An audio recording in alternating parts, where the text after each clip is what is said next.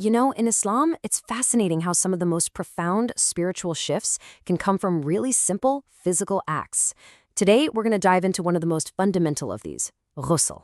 It's a full body purification that is about so much more than just washing. It's a ritual that signifies a return to purity, and getting a handle on it is pretty key to understanding daily worship.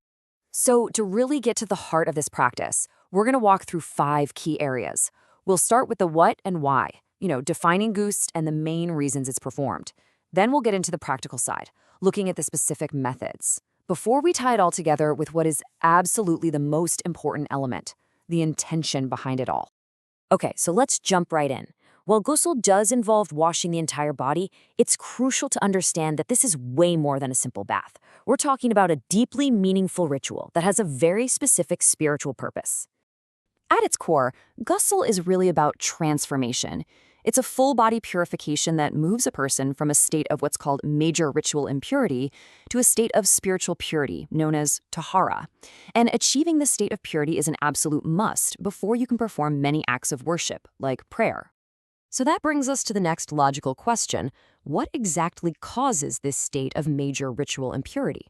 Well, the most common state that makes ghusl necessary is known as janaba. So what brings about this state of janaba? It really boils down to one of 2 things. The first is sexual intercourse, and the jurisprudence is very clear that this applies even if there's no emission. The second cause is the emission of semen itself, and this counts whether a person is awake or asleep, like during a wet dream. Now, beyond janaba, there are a handful of other specific situations that also require a person to perform ghusl. So let's take a look at these other required circumstances. Okay, so ghusl is also obligatory in several other cases.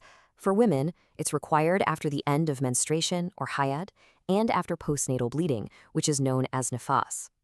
Then there are a few other circumstances, like touching a cooled human corpse or for someone converting to Islam, though it's good to note that the rules on these can vary a bit between different schools of law. And finally, ghusl can become a must if a person has made a specific vow or an oath to perform it. All right, so we've covered the why. Now let's get practical and talk about the how. The jurisprudence actually lays out 2 distinct and perfectly valid ways to perform this ritual purification. So you've got 2 main approaches. The first one is the immersive, or irtimasi method.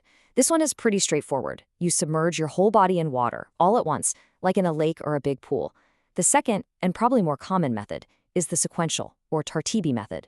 And just like the name says, this one involves washing the body in a specific sequence. Let's walk through that sequential method. It all starts with the most critical step, forming the intention, your niyyah. We'll circle back to that in just a moment. After that, the physical washing begins. First, you wash your head and neck, making sure they're completely covered. Second, you wash the entire right side of your body. And third, you wash the entire left side. It's also important to note that the private parts are simply washed along with their respective sides. And this brings us to our final section, which is, you could argue, the most important one of all. Because the physical actions are just one part of it. The intention behind those actions is what gives the entire ritual its spiritual weight and meaning.